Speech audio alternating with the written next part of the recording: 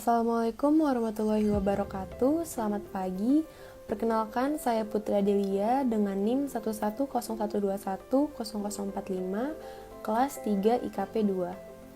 Di sini saya akan membacakan jawaban UTS mata kuliah Komunikasi Pemasaran dengan dosen pengampu Bapak Tri Okta Sulfakimiawan M.Ikom. Jawaban nomor 1. 8 elemen dasar dari komunikasi pemasaran. Yang pertama yaitu komunikator, yang membuat pesan dengan maksud tertentu untuk disampaikan kepada objek pesan atau disebut juga dengan komunikan. Yang kedua adalah komunikan, pihak yang menjadi sasaran pesan komunikator. Yang ketiga adalah pesan, maksud yang disampaikan oleh komunikator kepada komunikan. Yang keempat adalah media, sarana yang digunakan agar pesan yang dibuat oleh komunikator dapat tersampaikan pada komunikan.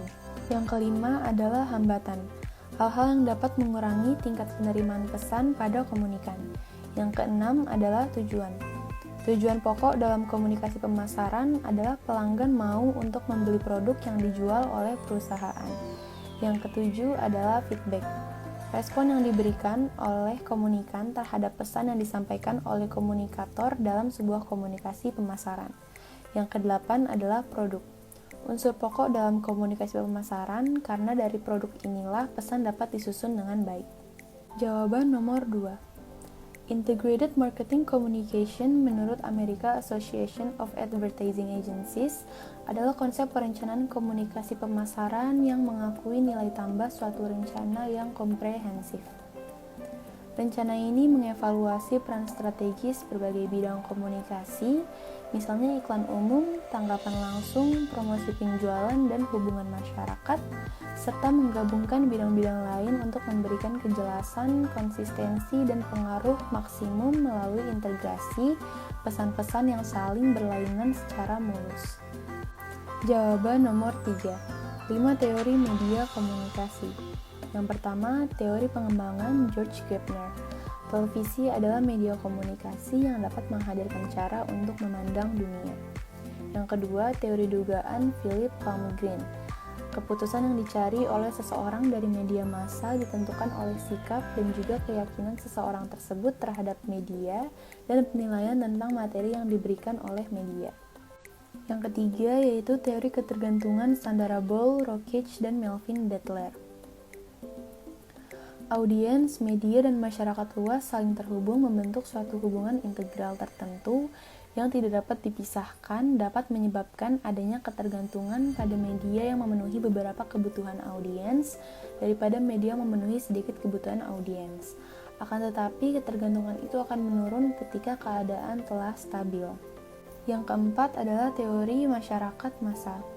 Bagaimana suatu media massa dapat memberikan pengaruh ketergantungan sekaligus keterputusan yang lebih jauh pada masyarakat tertentu yang telah menjadikan media massa sebagai suatu hal yang melekat dalam kehidupan mereka sehari-hari.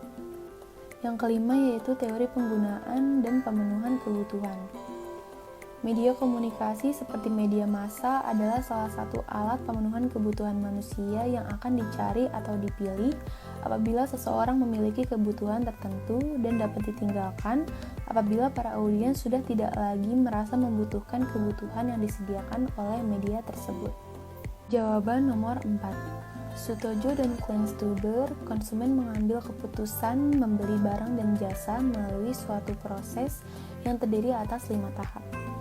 Tahap pertama yaitu pengenalan kebutuhan atau needs recognition. Proses pengambilan keputusan konsumen membeli produk tertentu dengan merek dagang tertentu dimulai sejak mereka merasakan suatu kebutuhan tertentu belum terpenuhi.